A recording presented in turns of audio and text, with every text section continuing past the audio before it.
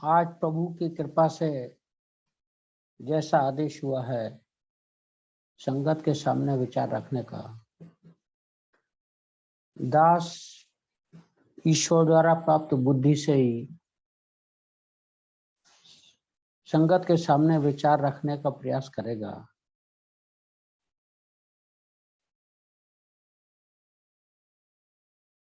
यदि इसमें कोई गलती हो जाए तो दास संगत से क्षमा की याचना करता है।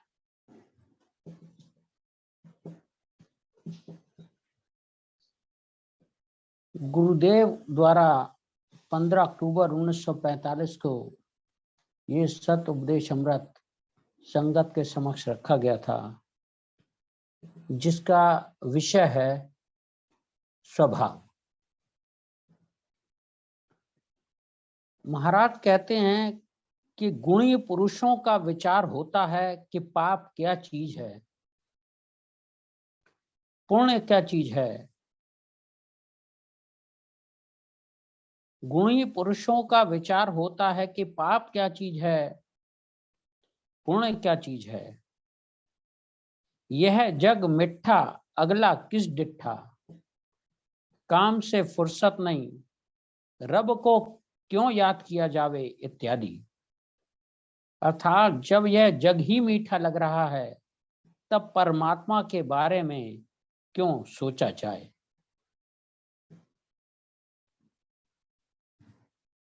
दरअसल जिंदगी का विचार करना बड़ा मुश्किल है। वैसे शरीर प्राण धारा पर चल रहा है और इसको खास चीज ढकेल रही है। शरीर रथ है और इसके अंदर जो जीव है वह स्वभाव के बस हुआ रथ को चला रहा है। इस आदत के बस चोर चोरी करता है, डाकू डाके डालता है, दानी दान करता है और सेवक सेवा करता है।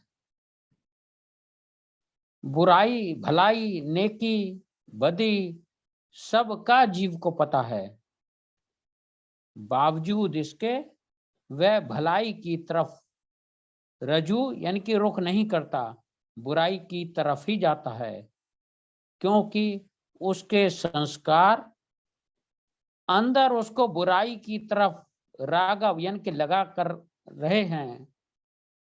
बुरे ख्यालात की लहरें उठ रही हैं जो पाप करवाकर सजा व कलेश देती हैं, मगर वह मजबूर है। यानी कि महाराज कह रहे हैं कि वो स्वभाव के खातिर इतना मजबूर है कि ये जानते हुए कि ये गलत है और वो उस बुरे कर्म की ओर राग़िब हो जाता है। महाराज कह रहे हैं कि ये सब बुराई भलाई नेकी बदी सबका जीव को पता है। हम भी विचार करके देखें कि जब भी कोई हम कर्म कर रहे होते हैं अच्छा या बुरा, अंदर से हम जानते हैं कि ये कर्म अच्छा है या बुरा। किसी चीज का विश्लेषण करने के लिए तो बहुत से प्रैक्टिकल करने पड़ते हैं कि क्या सही है क्या गलत है, लेकिन कर्मों के बारे में कोई प्रैक्टिकल की आवश्यकता नहीं। हमारा मन हमारी अंदर सब पता है कि ये कर्म अच्छा या ये कर्म बुरा है, और जानने के बावजूद हम अपने स्वभाववश बुरे कर्मों की ओर राग़िब हो जाते हैं। और यदि स्वभाव हमारे मन में अच्छा हो तो हम अच्छे कर्मों की तरफ भी राग़िब हो जाते हैं। आगे महाराज कह रहे हैं, उसके मुकाबले में दूसरा जो जीव है वो हमेशा नेक काम करता है। उसके संस्कार उसको भलाई की तरफ ले जाते हैं और भला कराकर यश और कीर्ति दिलाते हैं। कुदरत ने ऐसा निजाम कायम किया है कि लम्हे मा लम्हे बदों को सजा व नेकों को जजा यानी कि इनाम मिल रहा है।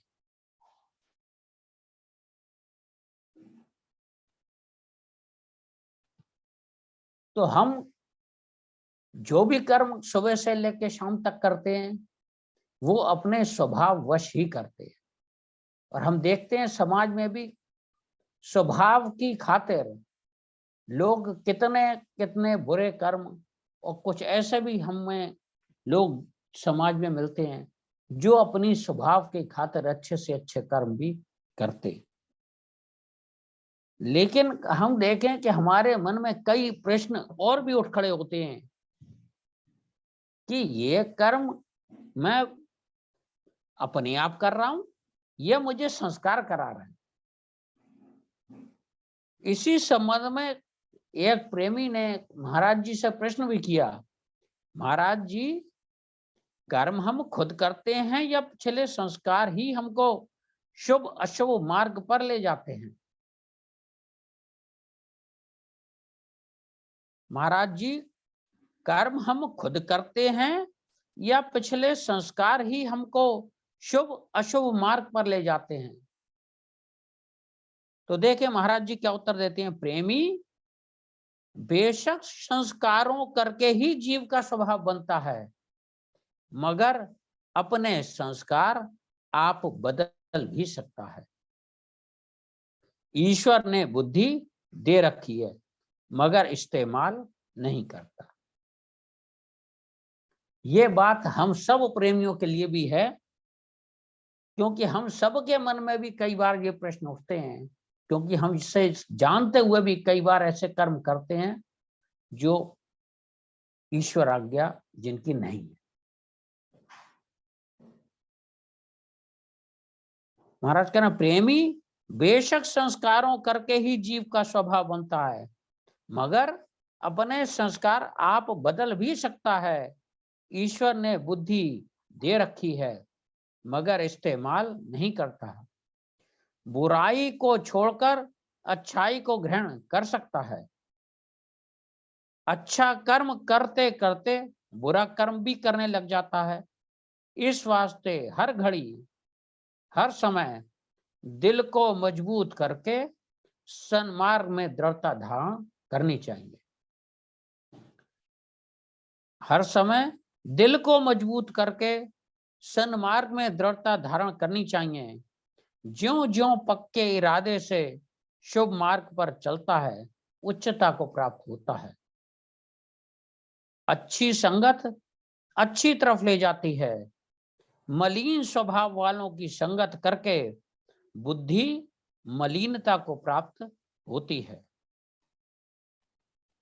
अच्छी संगत अच्छी तरफ ले जाती है। मलिन स्वभाव वालों की संगत करके बुद्धि मलिनता को प्राप्त होती है। संगत का असर लाजमी है। इस वास्ते बार बार सत्संगत पर जोर दिया जाता है। सारा संसार असत रूप है। अज्ञानता से शरीर और संसार को सत मानकर चला जा रहा है। जब विवेक बुद्धि पैदा होती है तब इधर से हटकर सत की तरफ कोई ही भाग्यशाली जीव दृढ़ होता है। सत्संग में आकर चुप करके नहीं बैठे रहना चाहिए, विचार करना चाहिए। इसी तरह बुद्धि से भ्रम दूर होता है। तो महाराज बता रहे हैं कि संगत का जो असर है वो हमारे ऊपर प्रभाव, इनकी बुद्धि पर प्रभाव डालता है।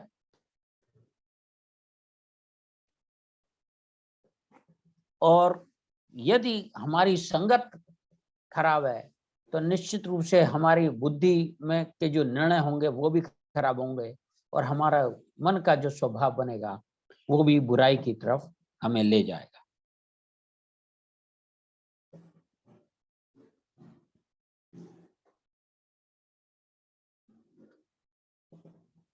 महाराज कह रहे हैं, एक आदमी के 3 लड़के हैं, तीनों अपना अपना स्वभाव रखते हैं, लेकिन वह अपने अपने स्वाभाविक कर्म लेकर आए हैं।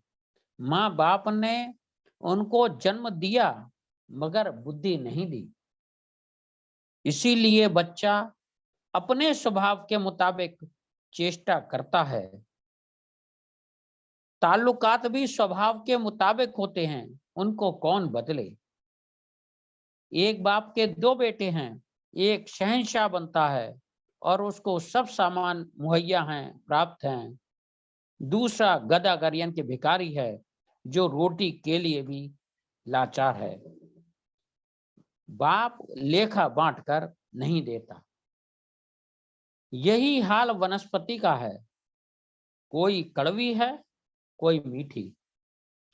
पानी, सूरज, चंद्रमा, हवा दोनों के लिए एक सा है, मगर गन्ना मीठा है और मिर्च कड़वी है।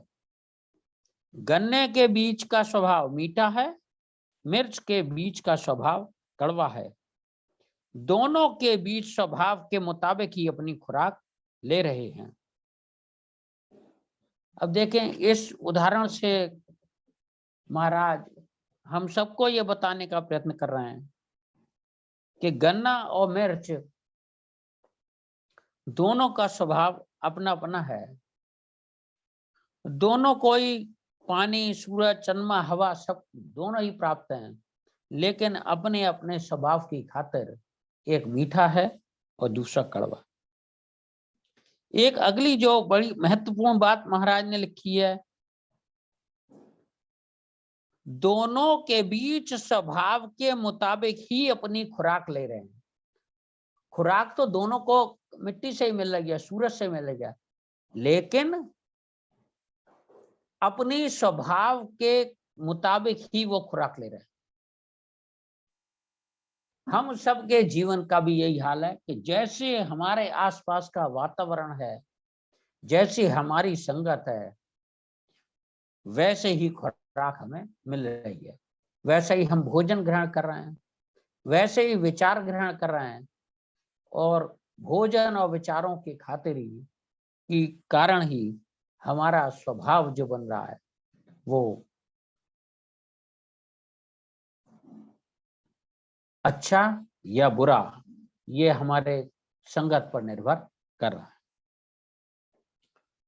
आगे महाराज कहते हैं, अन्न पानी महापुरुषों और डाकुओं का समान है, लेकिन महात्मा परमेश्वर को याद करता है और डाकू डाके डालता है। दोनों अपने स्वभाव वश ही ऐसा करते हैं।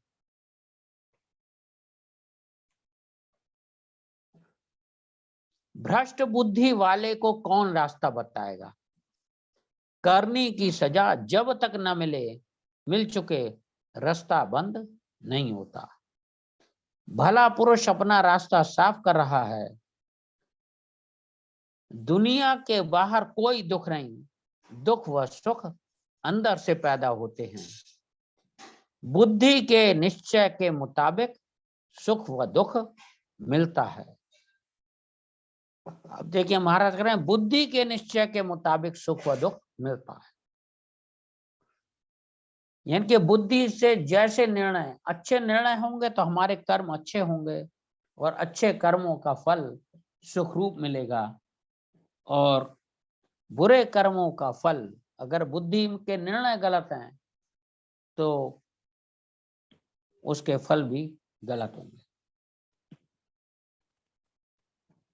महाराज वाणी में भी कहते हैं, जैसा कर्म करे दिन राती,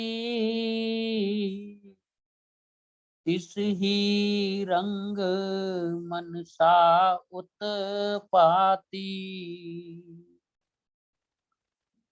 मलिन कर्म से हुए मनसा मलिन,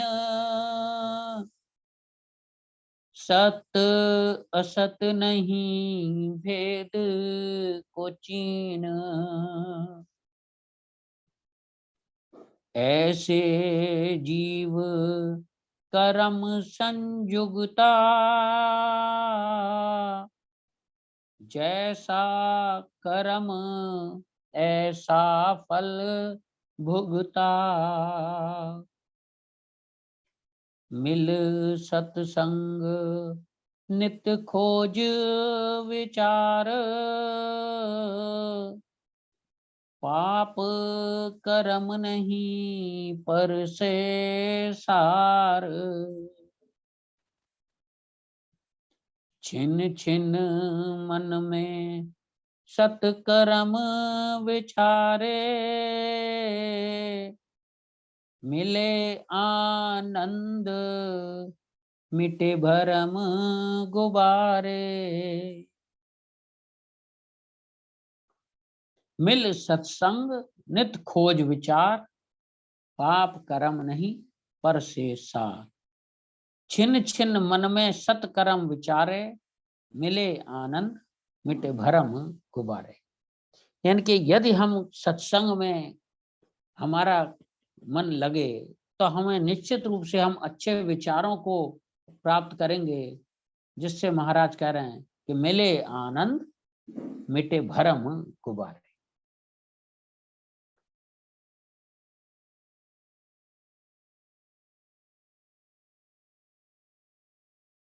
हमारे कर्मों का फल ही है कि हम सुख व दुख प्राप्त करते हैं। महापुरुषों ने कहा भी है, जैसा बीजोगे वैसा काटोगे। भगवान श्री कृष्ण ने भी कहा है, शरीर रूपी खेत है, जीव रूपी किसान है और कर्म रूपी फसल है। हम अपने इस शरीर के द्वारा जैसे कर्म करेंगे, महाराज कह रहे हैं कर्म रूपी फसल है, वैसा ही हम फल प्राप्त करेंगे। जैसा जैसा शरीर कर्म करता है वैसा वैसा काटेगा। जिसके दिल का आईना साफ है उसके अंदर परमेश्वर का अक्ष यानी कि प्रतिबिंब पड़ता है। जिसका दिल पत्थर है उसमें अक्ष नहीं पड़ता। अगर आईना दिल का साफ करोगे तो रब नजदीक ही मिल जाएगा। आगे महाराज बताते हैं, दुर्योधन की जब टांगे टूटी हुई थी, वीरांगी की हालत में पड़ा था, उस वक्त कृष्ण पांडवों को लेकर उसके पास गए।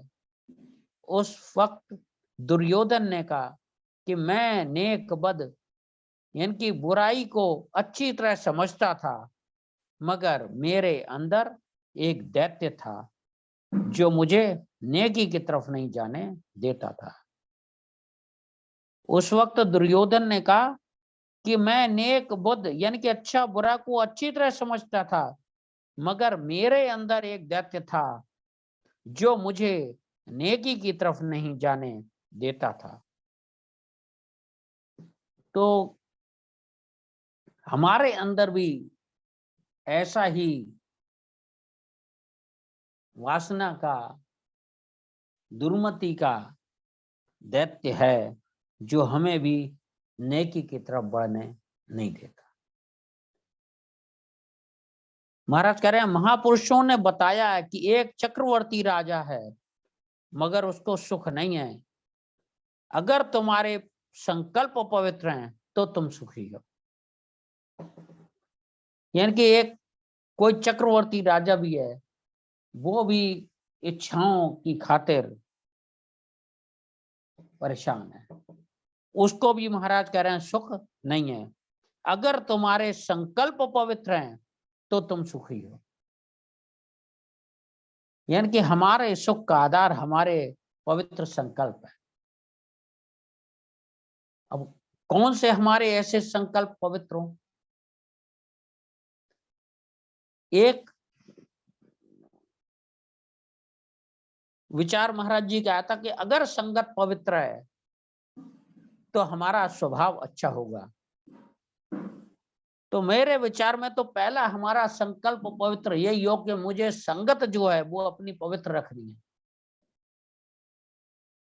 अगर संकल्प अच्छी संगत का होगा तो निश्चित मैं अच्छे लोगों में जाऊंगा, उनके साथ बैठूंगा, सत्संग में नित्य प्रति पहुंचूंगा, जिससे मेरे विचार हमेशा मुझे अच्छे विचार प्राप्त हों, जिससे मेरा स्वभाव अच्छा बने। अब देखें हम कैसे कैसे पवित्र संकल्प ले सकते हैं। अब दीपावली का समय आ गया है, हमारे मन में संकल्प, बहुत सारे संकल्प उठते हैं कि धनतेरस पर ये लाएंगे, इस दीपावली पर ये लाएंगे, यानी कि अपनी इच्छा पूर्ति का संकल्प कई दिनों या महीनों पहले ही जन्म ले लेता है। क्या इसके स्थान पर ऐसा भी संकल्प हो सकता है कि इस दीपावली पर मैं अपनी इच्छाओं में, सामान में कुछ कटौती कर दूंगा, कि अपना जीवन कुछ कम सामान से बिताऊंगा?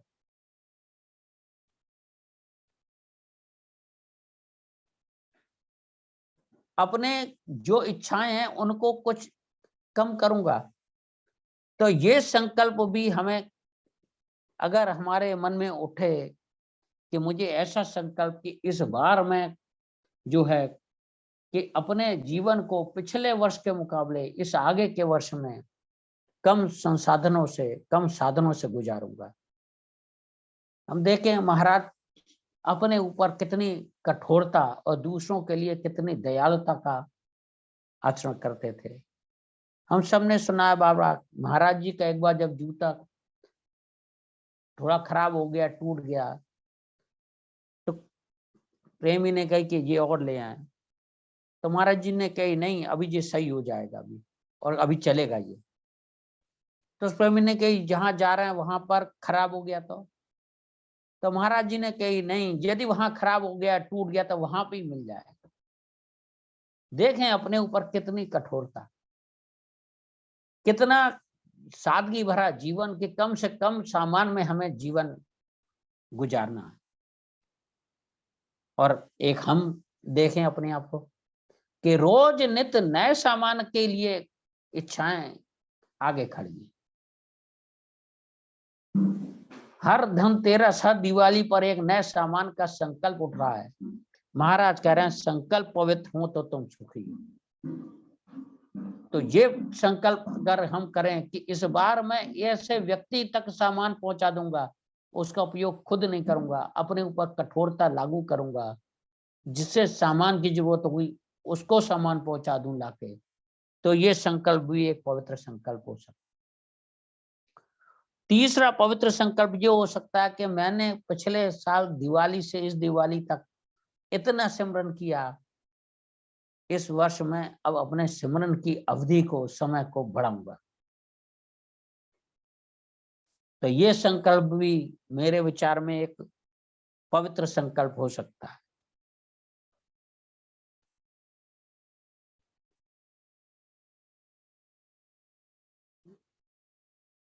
अब जब हम चलते हैं, कोई संकल्प लेते हैं, तो निश्चित रूप से उसमें कोई समस्याएं आती हैं।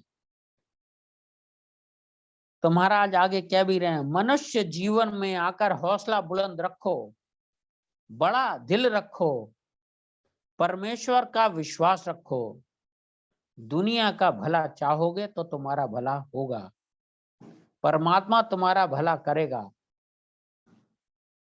तो जैसे हमारे संकल्प होंगे, उससे ज्यादा अगर हमारे हौसले होंगे, तो निश्चित रूप से हम उन संकल्पों को पूरा करने की खातिर अपना जो भी प्रयत्न करेंगे, वो पूर्णता की तरफ अवश्य जाएगा।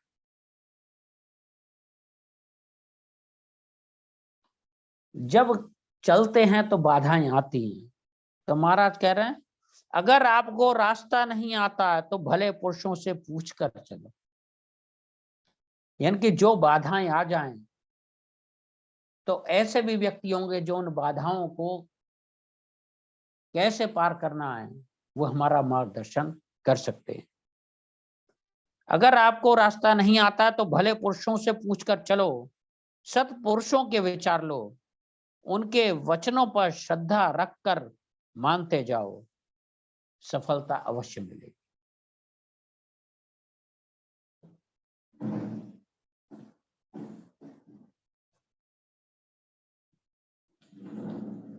तो यदि हमारे संकल्प